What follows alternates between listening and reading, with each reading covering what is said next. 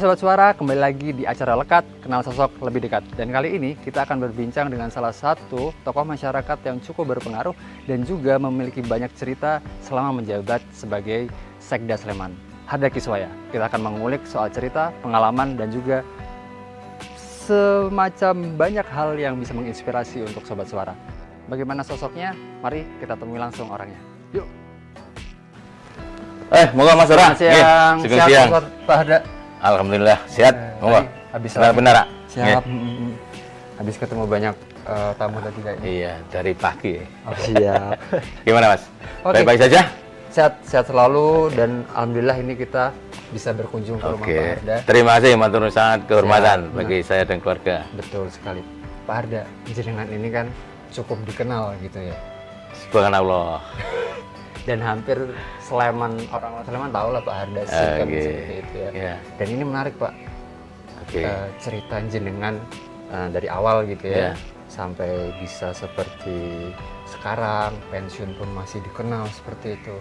Ini perjalanan yang cukup banyak cerita seperti itu. Boleh lah ya teman-teman Suara ngobrol gitu dengan sosoknya Pak Harda sendiri. Siap, Ji. Nah, Pak Harda kalau boleh tahu, jenengan memang asli dari Sleman? Oke. Alhamdulillah saya itu asli Sleman, Gudian sini. Ini tempat lahir saya di Kawanan Sidang Gudian. Ya, ini rumah saya, ini tempat lahir saya. Oke. Berarti keluarga besar pun semua ada di sini ya? Saya 7 bersaudara. 7 bersaudara. Laki semua Pak? Perempuannya 3, lakinya 4. Lakinya 4. Bapak pamong desa. Dulu Jogoboyo di Kelurahan Sidagung. Kemudian mendekati atau bukan mendekati, ada pergantian undang-undang berkaitan dengan pembatasan masa jabatan lurah. Lurah lama pensiun, Bapak maju, alhamdulillah jadi lurah desa Sidagung. Nah, ini dari saya di keluarga pamong saya. Wah, iya ini yang menarik.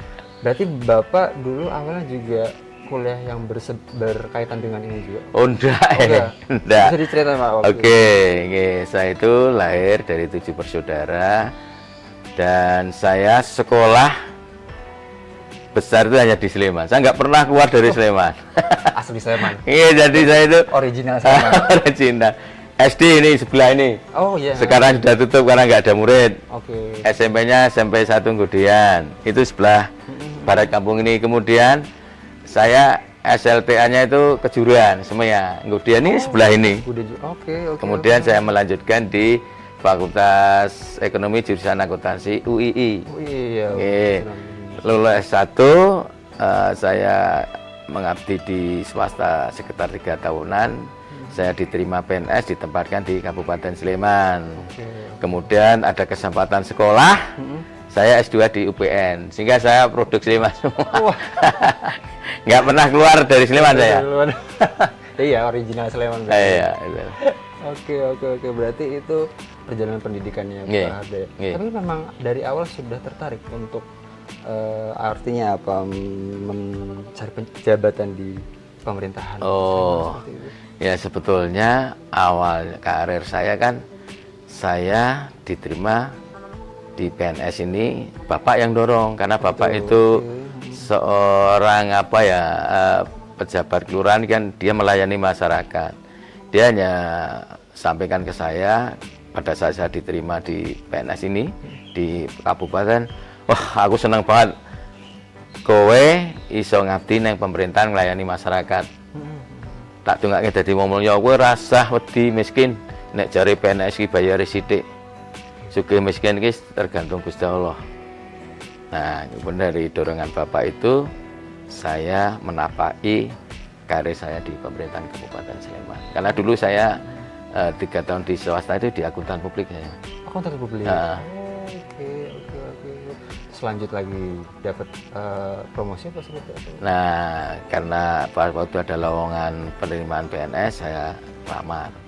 Nah, diterima alhamdulillah. Ya, saya terus ganti haluan. Kemarin berkecimpung dengan akuntansi, kemudian saya berkecimpung dengan pelayanan masyarakat. Tapi tidak jauh dari latar pendidikan saya ditempatkan di Dinas Pendapatan Daerah. Yang notabene ngurusi pendapatan daerah tidak lepas dari latar belakang pendidikan saya akuntansi itu. Oke, iya, iya. Nah, Pak Ada, mulai artinya apa? Mendekat ke Sekda Sleman waktu itu ya, seperti desa itu. Seperti apa ceritanya? Kalau memang jadi saya itu alhamdulillah saya amat sangat bersyukur di Dinas Pendapatan Daerah itu ganti nama dan sebagainya, saya belum pernah dipindah oleh Bupati kecuali ditempatkan di institusi yang mencari keuangan daerah, pendapatan daerah. Tidak lepas dari itu, sehingga saya amat sangat paham lika-liku proses pengambilan pengeluaran keuangan daerah. Nah, saya pindah-pindah itu jadi sekretaris daerah. Oke. Sehingga berkaitan dengan kepindahan saya ini semakin menguatkan saya bagaimana melayani masyarakat dengan baik, karena pada saat saya di BKAD atau dulu di Pemda itu saya hanya berkecimpung bagaimana suksesnya pengelolaan keuangan daerah. Tapi kalau di Sekda bagaimana kepentingan masyarakat semuanya bisa terpenuhi, bisa tercukupi. Sekda daerah itu goal gathernya pemerintah daerah. Betul. Sebelum nanti tanggung jawab hari Bupati. Menarik nih Pak. Berarti banyak dong persoalan. Ya pastinya. Pastinya banget. Pastinya. Ada nggak satu momen yang waktu itu memang membuat Pak Harda wah mumet ki, tapi harus mau nggak mau. Alhamdulillah saya nggak pernah ada keluhan mumet dan sebagainya. Itu begini, kebetulan saya besar, alhamdulillah ini. Mungkin tidak semuanya teman bisa ngalami seperti saya. Ya, saya besar di lingkungan pimpinan-pimpinan yang pada waktu itu betul-betul entah sengaja atau tidak menempa saya menjadi kuat dari sisi apapun, dari sisi pendirian, dari sisi pemahaman, pengetahuan tentang permasalahan daerah dan sebagainya. Saya alhamdulillah amat sangat syukur di lingkungan pimpinan-pimpinan yang kemarin membimbing saya dengan baik. Bahkan Pak Ibnu itu orang pertama yang saya masih eselon 4. Beliau sampaikan ke saya, mohon maaf ya, bahasanya lugas saja Pak Ibnu itu. Toh, kowe nek sinau sing apik, aku yakin kowe iso tekan Sekda. Itu saya masih eselon 4. Nah, kalimat-kalimat sahabat ini juga menjadi inspirasi kuat saya untuk bagaimana melayani masyarakat dengan baik, dengan penuh keikhlasan tentunya ini, sehingga karena keikhlasan itu sumber semangat. Sumber semangat. Betul, karena di pemerintahan itu saya nyuwun sewu banyak kegiatan-kegiatan yang saya nyuwun mohon maafnya itu kadang-kadang orang hidup itu arek entuk apa to kowe. Nah, disitulah di Pemda banyak tanda itu karena nyuwun sewu keterbatasan keuangan pemerintah daerah, sehingga segala sesuatunya itu tidak mesti ujungnya itu duit. Nah, ini betul-betul saya jalani. Kebetulan juga secara secara pribadi betul-betul saya itu ditempa oleh Allah yang dengan peristiwa-peristiwa yang secara pribadi saya jadi makin kuat dari sisi apapun berkaitan dengan cara bersikap, bagaimana melayani, bagaimana harus belajar, bagaimana harus bersyukur. Karena kebetulan saya itu punya anak, itu perjalanan saya hampir 7 tahun punya anak. Dokter itu sudah bilang Pak Harto ini tidak bisa punya keturunan secara normal, harus dibantu pakai alat. Pada waktu tahun 96 itu saya ditawari untuk pakai bayi tabung. Oh gitu posisinya. Bayar saya itu sebulannya baru 125 atau berapa itu. Alatnya itu 20 juta kan sudah yang usah. Sehingga saya betul-betul pada waktu itu frustasi dengan ucapan dokter itu, sehingga saya terus nggak pernah ke klinik di Sarjito itu, pernah Permata Hati. Tapi dalam perjalanan alhamdulillah Bapak itu mengasih uang untuk naik haji tahun 99. Lah disitulah titik balik dari perilaku saya, kehidupan saya, sikap saya. Saya banyak diingatkan Allah melalui mimpi, melalui peristiwa, sehingga harus saya perbaiki apa yang kehidupan saya, sehingga alhamdulillah 2 tahun dari haji saya dititipi anak. Tapi dari situ juga muncul sebuah kekuatan, saya harus menyikapi segala sesuatu dengan keikhlasan. Bahkan ini yang penting juga sebuah pengalaman yang ingin saya sampaikan pada mungkin masyarakat luas dan sebagainya, bahwasanya sebuah kegagalan itu belum tentu itu sebuah aib atau sebuah siksaan dari Tuhan. Karena gini, pada waktu itu seangkatan saya yang jalur S1, kan Pemda kan banyak macam, ada D3, ada SMA, DS1 ada penawaran sekolah lanjutan S2 baik di dalam maupun luar negeri. Kalau nggak salah 3 kali penawaran itu saya ikuti tidak pernah berhasil. Saya itu aku mau saking budini boyo. Tapi ternyata dalam perjalanan karir saya tidak berbanding lurus dengan kegagalan saya sekolah. Saya malah karir saya merangkak dengan baik. Saya seangkatan saya eselon 5 itu saya duluan. Eselon 4 saya duluan. Eselon 3 saya duluan. Eselon 2 saya duluan. Saya masih lebih mendahului teman-teman seangkatan saya. Nah, kemudian terpikir pada saat saya diangkat menjadi Sekda Sleman, tiba-tiba saya itu teringat waktu saya gagal terus itu sekolah yang dibiayai pemerintah itu. Oh, ternyata Tuhan itu punya maksud lain. Kalau saya lolos ujian ikuti sekolah S2, saya yakin mungkin saya tidak sampai Sekda. Nah, sehingga ini bisa berbagi untuk masyarakat, jangan memandang sebuah kegagalan itu sebuah malapetaka. Allah punya kehendak lain, kita nggak ngerti. Sehingga syukuri nikmat itu, tetap semangat, tetap berusaha untuk mencapai tujuan ataupun cita-cita apa yang diharapkan. Dan itu yang akhirnya persoalan apapun yang ada di Sleman di bidangnya Pak Harda tidak pernah menjadi masalah. Oh ya, karena gini Mas, prinsipnya kalau saya bekerja harus punya jejaring kerja. Oke. Karena penting, tanpa landasan itu pekerjaan itu tidak bisa diselesaikan oleh sendiri atau institusi itu sendiri, tidak bisa. Kita harus kolaborasi dengan semua pemangku kepentingan. Nah, saya mewajibkan diri saya harus punya jejaring kerja. Makanya panglima saya harus komunikasi dengan baik dengan siapapun institusi itu atau dengan siapapun pribadi itu saya harus baik. Artinya pemangku kepentingan pemerintah kabupaten kan yang vertikal, ada kejaksaan, ada kepolisian, ada pengadilan, ada BPN, ada macam-macam. Saya harus baik, saya harus kenal pimpinannya. Dan alhamdulillah dengan semangat yang kuat dan keikhlasan pribadi saya dimudahkan untuk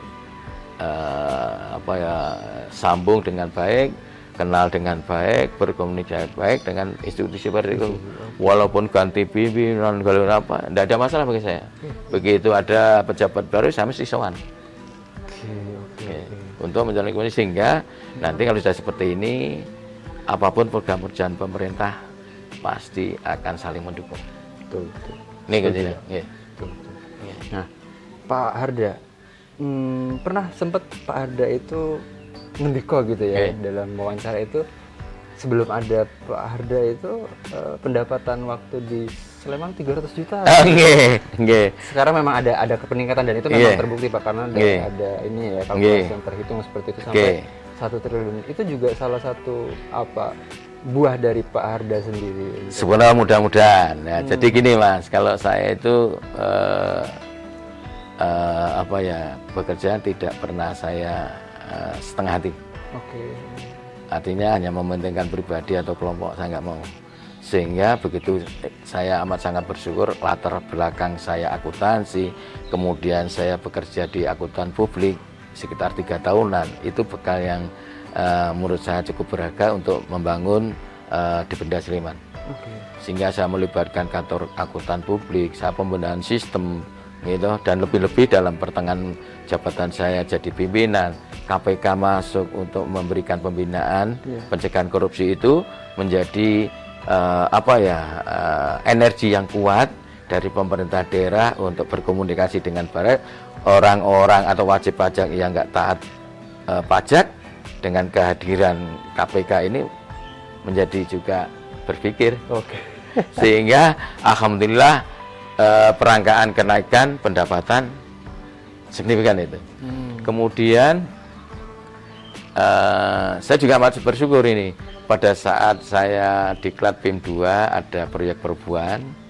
Alhamdulillah saya bisa menggabungkan institusi Kanwil Pajak, kemudian BPN, kemudian pemerintah daerah dalam rangka meningkatkan pendapatan hasil khusus BPATB dengan acuan perhitungan yang sama berkaitan dengan perhitungan pajak itu antara Kanwil Pajak dan Pemda. Karena kalau orang balik nama tanah itu pasti yang jual kena BPH, yang beli kena BPATB. Nah, itu BPN akan menerima permohonan untuk balik nama kalau perhitungan pajaknya didasari hitungan yang sama. Kalau itu nggak sama, ditolak sama BPN. Nah, alhamdulillah kenaikan BPATB sangat signifikan itu, sekitar 200-an M itu setiap tahunnya. Nah, loh kok do gelem yo? Nah, ya ujiannya gitu. Ya, tentu kita harus berbagi. Sehingga saya dengan BPN pada waktu itu masih bisa diberi insentif yang diberi Mapinda, berbagilah dengan BPN, dengan notaris dan sebagainya. Kemudian ada aturan nggak boleh. Nah, kebutuhan dari BPN kita support melalui pinjam pakai. Sehingga kalau kan BPN juga nggak semuanya peralatannya bisa beli sendiri karena keterbatasan anggaran, ya saling support dengan Pemda. Oke, kamu butuh apa? Misalnya mobil operasional, ya nanti pinjam pakai. Karena pemerintah daerah kan tidak bisa memberikan hibah atau memberikan bantuan langsung ke institusi vertikal, tidak boleh aturan. Betul. Tapi pada saat saling kolaborasi, saling membantu, sifatnya itu masih milik Pemda, tapi dipakai oleh institusi itu tidak masalah. Nah, disinilah akhirnya saling memahami, saling mengerti. Akhirnya bisa terwujud kerjasama sehingga potensi pendapatan daerah naik. Nah, itu Mas. Siap. Nah, pada jenengan 30 tahun sebagai ASN. Terus menjabat sebagai sekda, ada nggak sih momen-momen yang mengenang itu menjadi sebuah cerita? Nek momen, kalau momen semua momen. Karena apa? Setiap hari yang saya hadapi permasalahan yang mungkin secara frame solusinya itu sama atau permasalahannya sama, tapi juga ada yang berbeda-beda. Tapi setiap hari itu pasti ada permasalahan-permasalahan. Dan yang saya syukuri, saya sejak menjabat di kepala BKAD atau mungkin Kabid, saya nggak tahu ini permasalahan-permasalahan daerah di level pemerintah desa, kemudian lingkungan, ideologi vertikal dan sebagainya, nggak tahu orang itu larinya mesti ke saya. Saya nggak tahu ini. Ini saya diuntungkan oleh mungkin karena saya berkomunikasi dengan siapapun, saya nggak senang pakai birokrasi. Siapapun boleh ke saya dan sebagainya. Sehingga saya diangkat ke sekda. Yang dulu sekda itu Nyanyun Sewu mungkin hanya pada waktu itu saya hanya masalah-masalah yang pemerintah. Mungkin sepi ya sana. Saya dari BKD yang ramai, saya boyongan ke sekda dan sekda yang ramai sana.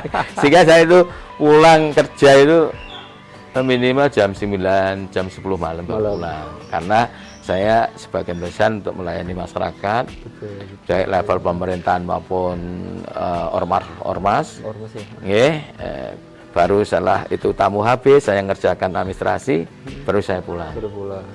Dedikasi tinggi Pak ya. Ya kalau saya entah itu penilaian apa, tapi saya amat sangat ingat sekali pada saat saya menunaikan ibadah haji, saya banyak diingatkan oleh Allah untuk bagaimana saya bisa melayani masyarakat dengan baik.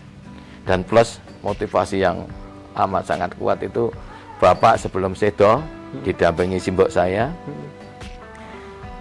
ngulangi kalimat saat saya awal-awal masuk Pemda. Toh, aku seneng kowe kesana Pemda. Aku juga ngelingi kowe nek bermanfaat bagi wong akeh. Anakmu wis diberi Gusti Allah. Dan alhamdulillah yang disarankan Bapak Simbok saya itu betul-betul terwujud sekarang ini. Sampai-sampai saya didorong untuk maju bupati itu, mungkin masyarakat menilai apa ya, kesungguhan saya, keikhlasan saya mensupport masyarakat. Bagaimana permasalahan-permasalahan yang di Pati bisa diselesaikan. Iya. Menarik Pak ceritanya. Artinya kan Pak Harda ini, kamu tahu, sempat ramai ya di Instagram itu Bapak waktu pensiun itu diantar sampai 8.000-an orang ya katanya. Iya, sekian ribuan orang itu Pak. Itu bagaimana itu perasaan waktu itu, momennya memang ya subhanallah, maksudnya Allah, keberhasilan saya di Pemda dinilai baik oleh masyarakat. Namun kalau dinilai baik itu pun karena Allah, bukan karena saya. Saya hanya menjalankan segala perintah agama yang saya yakini, kemudian saya menjalankan amannya pemerintah bagaimana melayani masyarakat dengan baik. Karena saya tidak pernah membeda-bedakan siapapun itu, ke saya pasti saya terima. Makanya sampai banyak itu ya Pak ya. Mungkin informasi ini dari teman-teman yang mudah-mudahan saya tidak GR, mungkin yang baru pertama kali. Tapi memang gini Mas, saya juga amat sangat bersyukur sama Allah. Waktu pelantikan Sekda saya itu, karangan bunga di sekitar pendopo kabupaten itu penuh. Kemarin mau pensiun juga penuh. Jadi apa ya sekali lagi, makanya ini bisa untuk share kepada siapapun, kepada masyarakat Lukas. Kalau kita menghormati orang, balasan Allah akan lebih banyak lagi, akan lebih besar lagi. Betul. Nah, saya hanya mendengar itu aja. Iya Pak Harda ya. Banyak cerita juga ya. Iya, itu aja. Nah Pak Harda, artinya kan Bapak ini kan saking banyak yang kenal gitu. Bapak tahu kalau Bapak disebut sebagai Bapak Wong Sleman itu? Nggak denger lah ya, pasti lah denger di Instagram. Ya saya syukuri itu sebuah penghargaan. Tapi bukan berarti terus saya lupa daratan, enggak. Itu malah memicu, memupuk saya untuk bagaimana saya bisa lebih baik lagi, bisa bermanfaat bagi banyak orang. Itu aja. Yang penting kalau saya itu melayani dengan hati, melayani dengan ikhlas. Karena sudah jadi pegangan saya, kalau ini saya betul-betul saya wujudkan, Allah akan mengganti lebih baik. Amin. Dan aku sebetulnya motivasiku siji Mas. Anakku. Oh. Anakku harus lebih baik dari saya nasibnya. Itu penting. Nah, dengan apa caranya? Nek Bapak ngomong prihatin, ya prihatin wong tua itu bagaimana sesuai dengan kemampuan yang dia miliki bisa memaksimalkan potensi itu. Kalau saya melayani masyarakat dengan baik sampai kapanpun. Karena saya yakin itu lagi, anakku harus dipikir Gusti Allah. Pak Harda, ini kan Bapak sudah pensiun seperti itu ya. Terus kesibukan apa Pak yang sejauh ini dilaksanakan? Oh ya, gini. Mohon maaf ini, karena saya insya Allah akan maju di perhelatan Pilkada 2024, tapi hanya untuk Sleman 1. Oke. Karena hanya dengan Sleman 1 itu kita bisa mengoptimalkan segala kebijakan saya. Betul. Sehingga untuk mensejahterakan masyarakat. Memang ada sebuah peristiwa yang menggugah saya, yang menginspirasi saya. Kenapa saya ingin Sleman 1? Pertama, ada sebuah peristiwa. Waktu itu saya masih kepala BKAD. Nah, saya disambati oleh salah satu tokoh masyarakat di Prambanan atas sana. Kalau kekurangan air, pada waktu itu kemarau, kebetulan ada peristiwa air yang dipompa ke atas itu ada masalah dengan masyarakat yang di bawah. Nah, kemudian teman saya yang Prambanan itu, Pak, aku datang ke BKAD, Pak, aku mau digolek banyu, jaluk ke sopo terserah, kekurangan banyuin. Namanya Pak Prawoto itu. Terus, oh ya, tak golek. Saya menghubungi rekan saya notaris, Pak Guyuban notaris. Alhamdulillah tahun itu saya lupa tahunnya, tapi saya masih kepala BKD, mendapat 192 tangki untuk dropping ke atas. 92 atau 192 apa itu antara pakai 92 itu. Karena peristiwa sudah cukup lama. Nah, waktu seremonial kan saya ajak Pak Bupati. Yang menerima biar beliau apapun yang kerja anak buah, tapi kan ya Bupati itu karena sebagai bentuk penghormatan kepala wilayah. Nah, saya melihat sebuah peristiwa yang betul-betul saya bikin nangis. Ada nenek-nenek, saya tanya jalannya 2 kilo, hanya membawa gendong kelenteng itu, kelenteng tempat air dari tanah liat itu. Betul. Itu sudah agak bongkok, jalannya 2 kilo.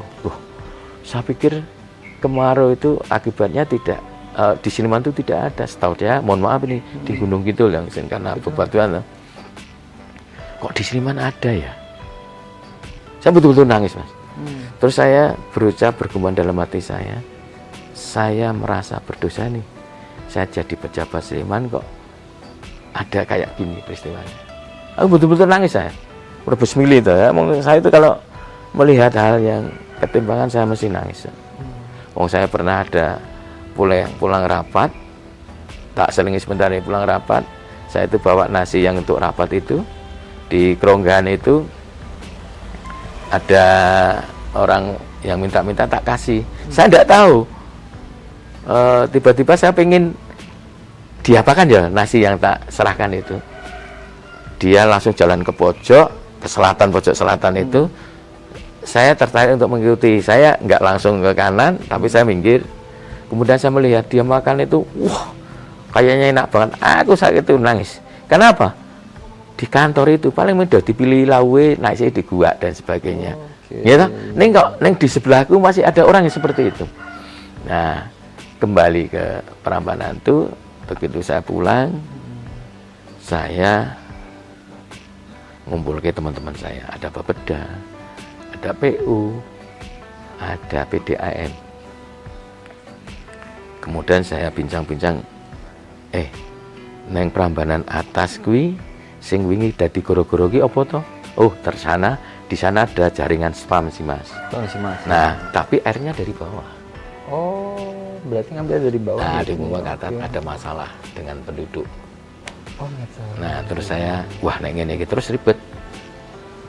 Terus saya pelajari dengan teman-teman, ternyata jaringan spam sih Mas itu tinggal bikin jaringan baru. Nanti sudah bisa mengalirkan air ke rumah-rumah ataupun tempat-tempat umum di atas sana. Karena kebetulan pemerintah pusat memberikan proyek air bersih ke Sleman melalui PDAM memanfaatkan penjinian Kali Opak. Oh iya, Kali Opak itu. Nah, di kali mana Taman Tirto kalau nggak salah. Tapi wilayahnya. Nah, kemudian kita diskusikan, loh, ini jaringannya spam itu masih milik PU Pusat, belum diserahkan. Ora wani nganggo no, gitu. Terus saya, ini bikin surat weh.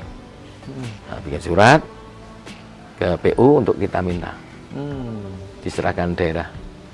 Tapi saya itu sering nekat, Mas, dalam mengambil kebijakan. Yang penting kalau saya tidak untuk memperkaya diri atau tidak untuk apapun yang sifatnya pribadi, ya.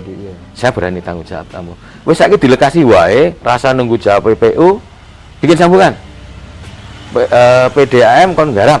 Wih. Jadi kalau langganannya PDAM kan diuntungkan juga PDAM. Kan pada waktu itu dihitung habis 1,1.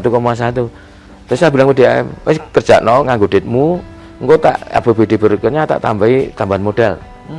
Minimal 1,1 sesuai biaya yang untuk sambungan. Alhamdulillah, Mas. Semuanya bisa diselesaikan dengan baik. Pada waktu itu bisa menyambung 1132 kalau nggak salah. Itu rumah? Sambungan rumah. Sehingga sampai hari ini terani Diman airnya jernih, bersih, nggak ada gangguan apapun sampai hari ini. Nah, inilah yang menginspirasi. Mohon maaf ini perlu saya sampaikan, dengan keberhasilan ini menggugah saya.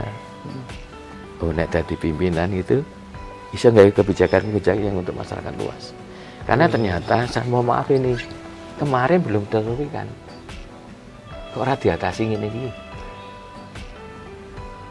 aku nek ngomong bupati mungkin bisa disalahkan ya. Kok ini bupati, tapi betul-betul itu murni dari pemikiran. Dan alhamdulillah Mas, 3 bulan setelah selesai suratnya dari Jakarta turunnya boleh monggo. Artinya apa? Kita untung waktu. Nek nunggu jawaban masyarakat pelanggar 3 bulan ya piye? Ya betul Pak. Nah, disitulah yang salah satu inspirasi saya kalau jadi pimpinan ternyata bisa untuk cari ladang kebaikan. Karena saya mau Sleman 1 tujuannya hanya satu, bersama mengajak masyarakat untuk cari kebaikan itu. Di luar itu tidak ada. Karena saya tidak ingin anakku, misalnya aku jadi bupati terus tak tukok ke lemah, tak ke duit, saya enggak. Biar anakku golek dewe. Dan itu bukti. Bapakku itu ninggali apa? Hanya dengan laku baik. Akhirnya saya bisa, ya apa yang ingin Bapak betul. Tiba-tiba saya bisa beli roda 4. Walaupun perjalanan waktunya nek kerja neng swasta, mungkin wingi-wingi. Sudah duluan. Tapi ya saya syukuri aja. Siap. Dan sampai detik ini pun saya tidak berpikir untuk saya kemarin saya jabat numpuk harta. Iya.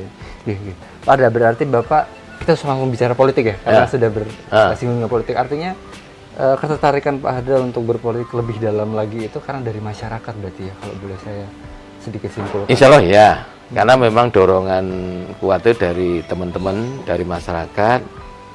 Saya sudah ngomong dari sisi potensi, aku nggak punya kemampuan potensi dari sisi keuangan. Nah teman-teman kemudian bergotong royong. Kemarin saya ketemu dengan salah satu partai aja yang nemani saya. Ya Allah, saya amat sangat bersyukur. Dari tokoh-tokoh masyarakat nemani saya semua. Saya ngubungi teman bukan saya. Saya agak berbesmili. Jadi apa ya? Serius teman-teman itu mensupport saya, mendorong saya dari Sleman 1.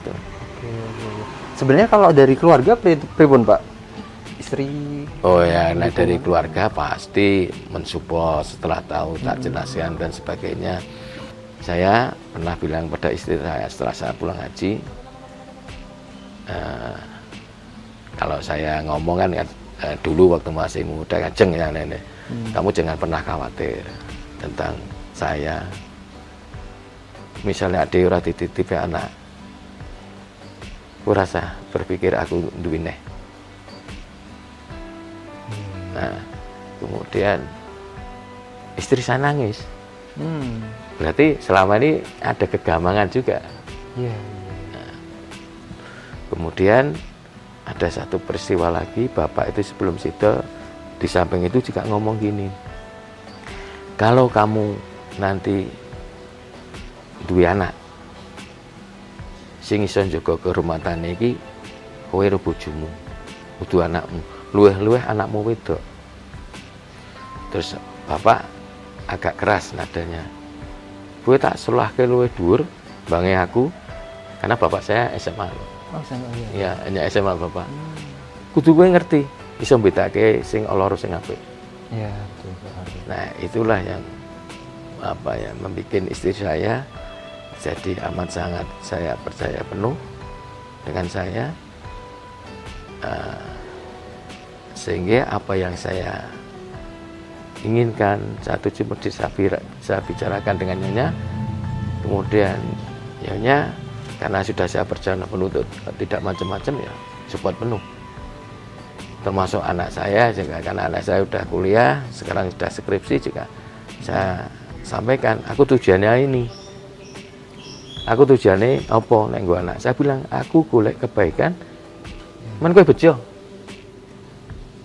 Jadi aku ora iso nukokke kowe iki ning aku dengan perilaku saya yang bermanfaat bagi banyak orang, yang itu penuh risiko apapun itu, kowe men bejo.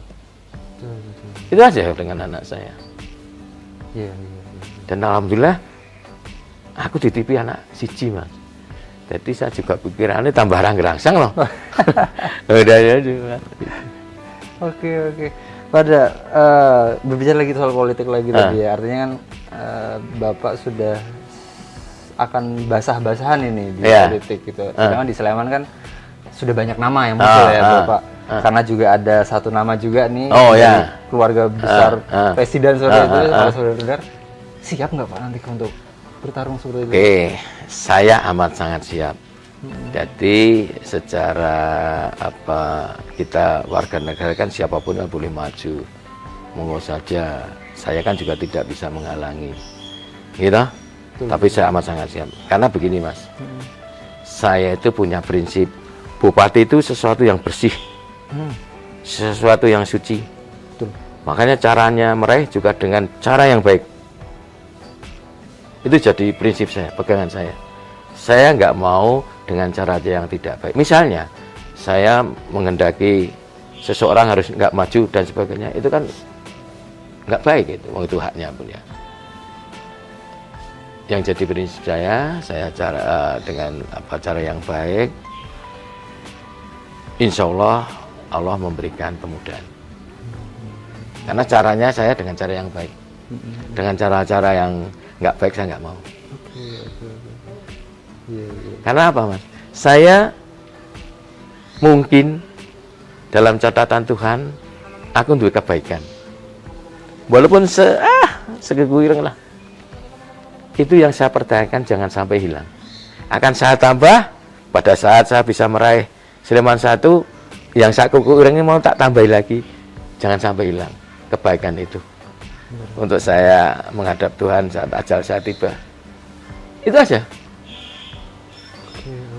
Saya nggak akan cari yang lain, yang popularitas, enggak. Cari harta, enggak. Pada punya role model nggak, sosok atau tokoh gitu dalam politik ataupun dalam kehidupan Pak Hardas sejauh ini sehingga bisa cukup merakyat, terus bisa luas dalam ya kalau sosok yang sifatnya nasional mungkin karena saya nggak kenal dekat, saya nggak bisa matur, ya lah, karena berkaitan dengan role model siapa itu, saya hanya ingin menciptakan role model itu dari saya. Saya ingin suatu hari nanti masyarakat nyelatuk atau bergumam, oh, Mbok Bupati kayak Hardo. Itu cita-cita saya. Artinya apa? Ya, saya betul-betul mumpuni bisa menciptakan masyarakat. Nek figur, ya hanya satu yang saya kenal baik, Bapak Simbok saya. Di luar itu saya mau ngomong ini ya ternyata manusia itu tidak sempurna. Ada-ada saja yang bikin ada catatan. Mungkin yang di sini ini bisa bagus banget, tapi di sisi lain ini ternyata keropos. Ya kan?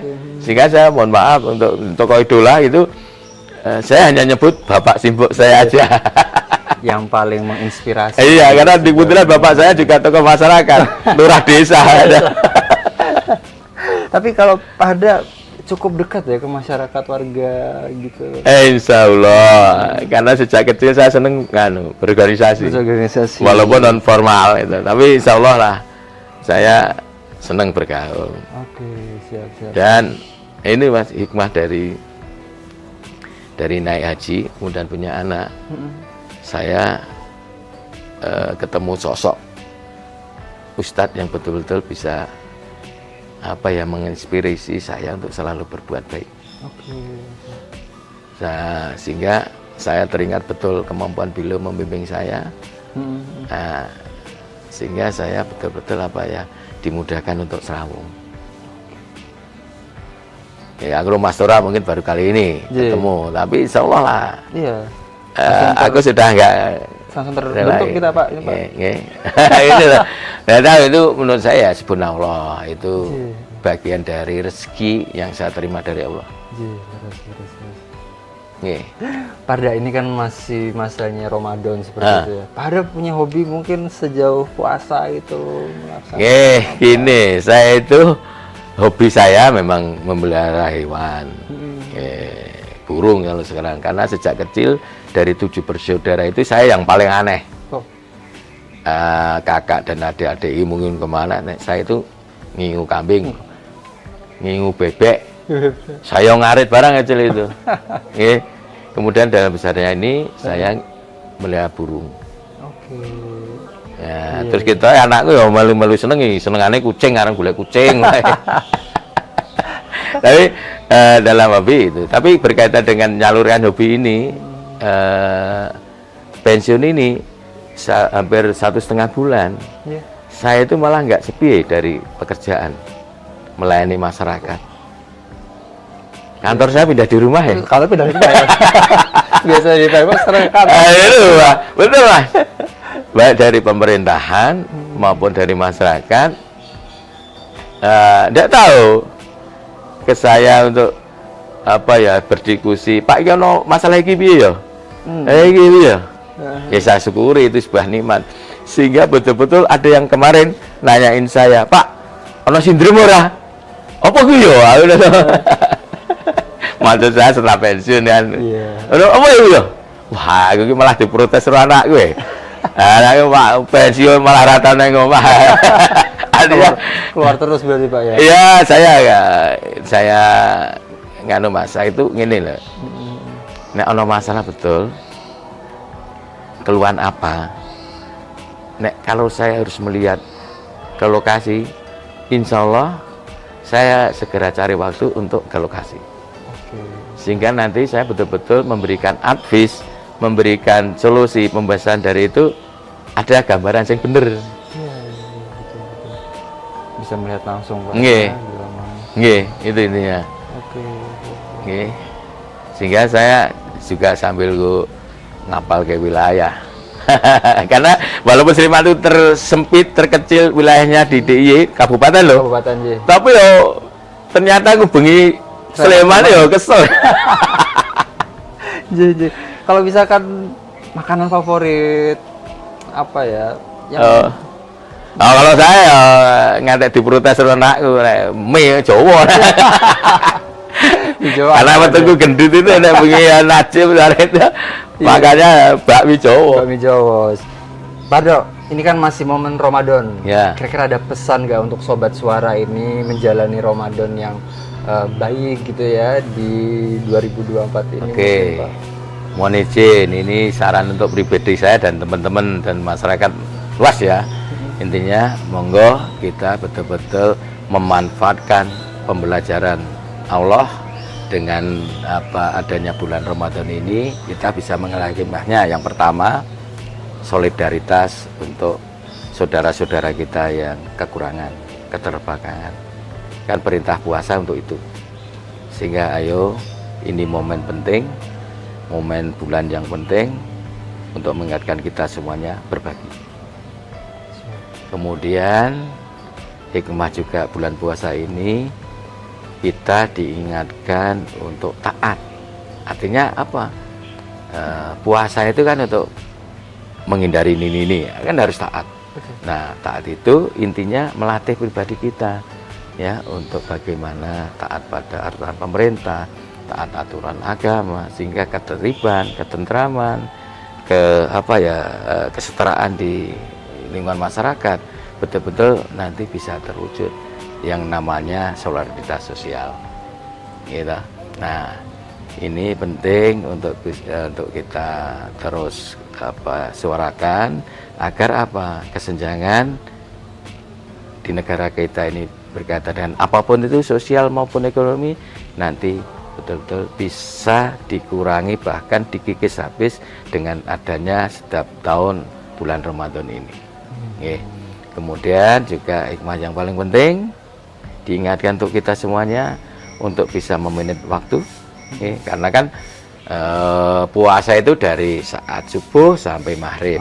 Nah, artinya apa? Kita betul-betul memanage waktu itu dengan baik. Nah, salah satu hikmahnya kita jangan sampai lupa dengan waktu, terus berjalan tanpa di-manage dengan baik untuk kepentingan pribadi dalam konteks ketaatan beribadah, sehingga tahu-tahu ajal sudah datang, kita tidak punya bekal apapun itu yang saya sebut kebaikan untuk menghadap Tuhan.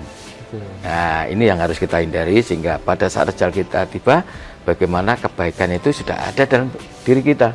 Ya. Nggih, sebagai catatan-catatan ibadah kita yang sehari-hari kita lakukan, yang itu betul-betul nanti bisa terwujud di pribadi-pribadi kita. Nah, sehingga pada saat ajal tiba kita sudah punya bekal.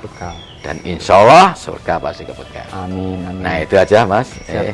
Mudah-mudahan sekali lagi Allah memberikan kemudahan kula panjenengan dalam mengaruhi kehidupan ini. Tentu tetap terus waspada, tetap eling Tuhan, nggih, eling kepentingan umum, sehingga perilaku kita menjadi pribadi-pribadi yang arif dan bijak. Amin, amin. Yang penting bekal tadi adalah Ya. yang harus disiapkan. Nggih.